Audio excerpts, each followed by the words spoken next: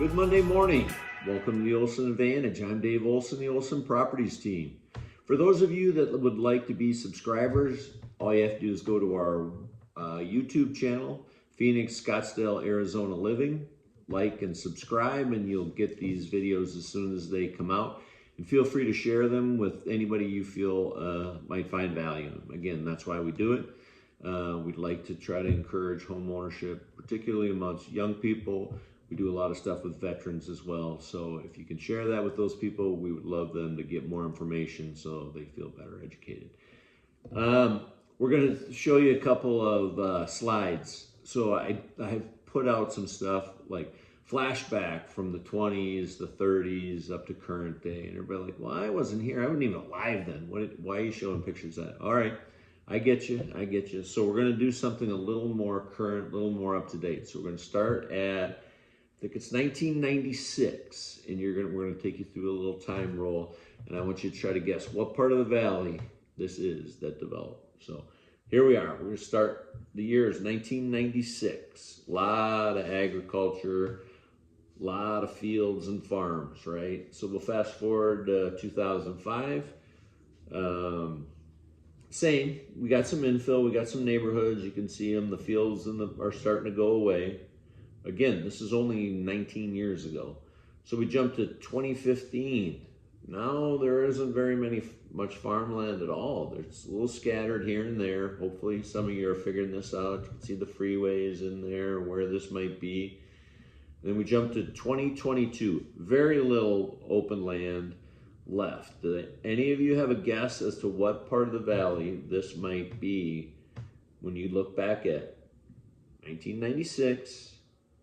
Fast forward, 2022, this is 2 years ago. Got your guesses in? Here we go. Chandler, Gilbert, Queen Creek, and Mesa, south of the 60. So again, the idea behind showing you these is to kind of reinforce the idea is real estate's a long-term thing. You know, the best time to buy real estate was 5 years ago, right?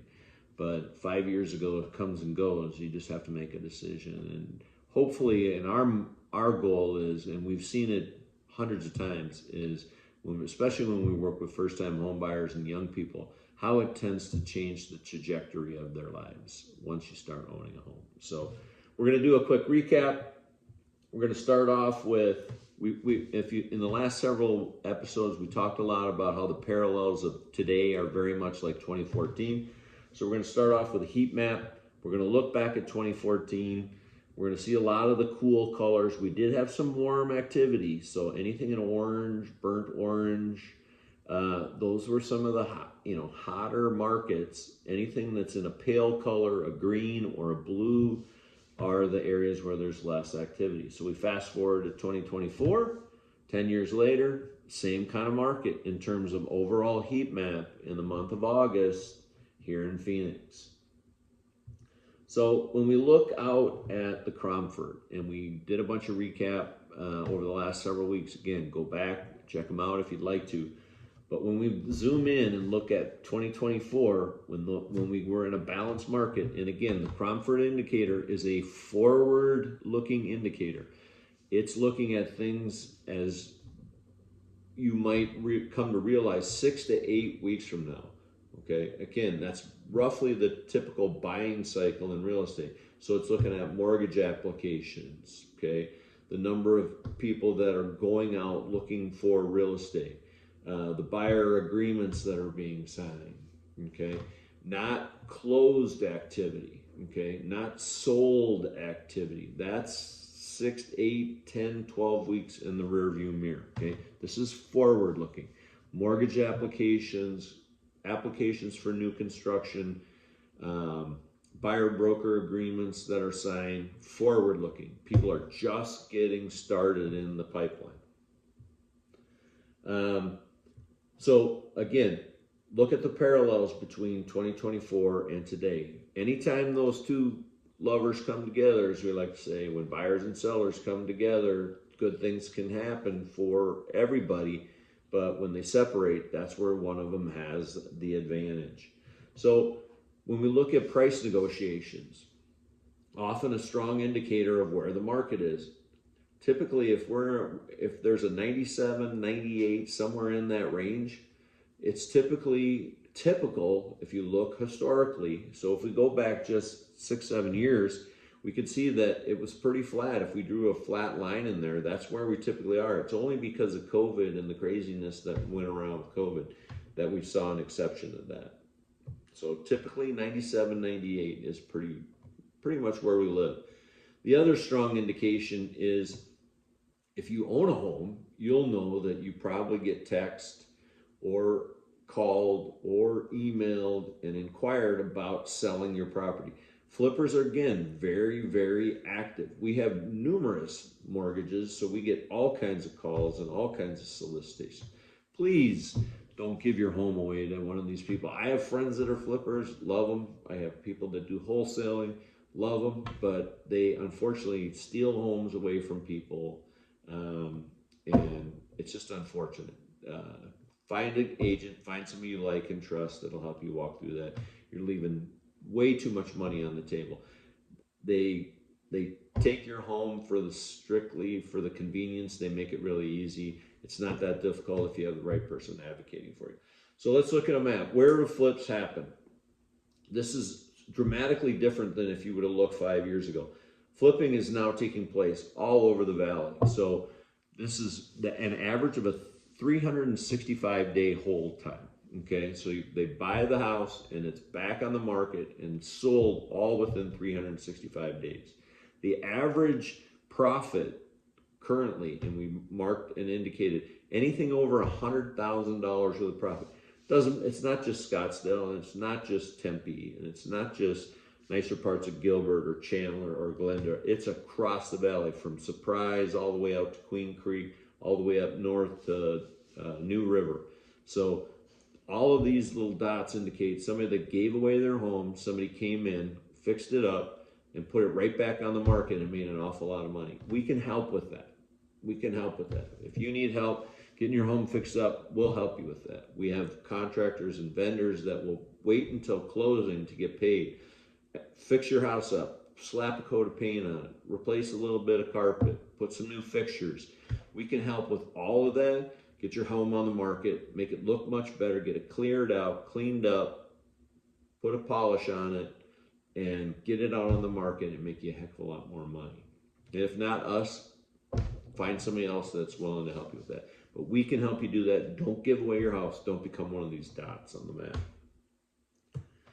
So people talk about, oh, prices seem to be dropping. Prices seem to be dropping. Well, we always have price reductions, and all that means is we simply have sellers that probably start a little higher than they wanted. They were a little more ambitious, or a little more, should I say, anxious to get a little bit more money than they probably should have.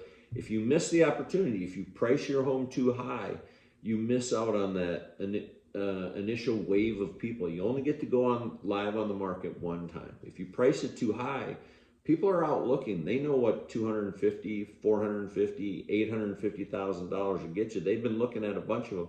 And if you price it too high, you're just going to stand out and say, boy, we saw a lot of houses that were much better than this one for the same amount of money. You'd actually rather price it a little bit under, get people to fight for it, get all the things that you want, because it's not just money, it's also the terms, right? You want the right terms to go along with the amount of money.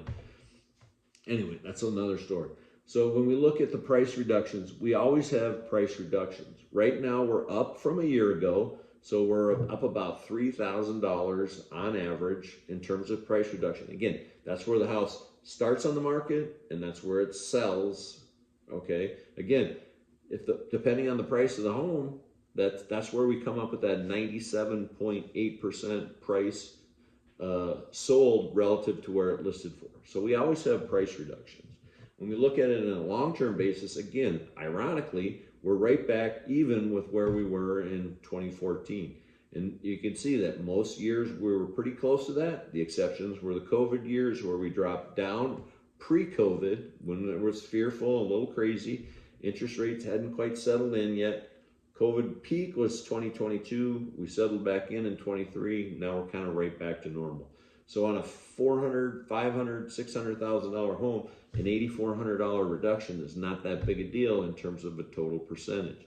So what reinforces that is when we look at where is the market and the market conditions year over year. So when we look at our recap, we see that the average sales price per square foot is basically just up from where it was a year ago. Again, we're trending in the right direction on a per square foot basis.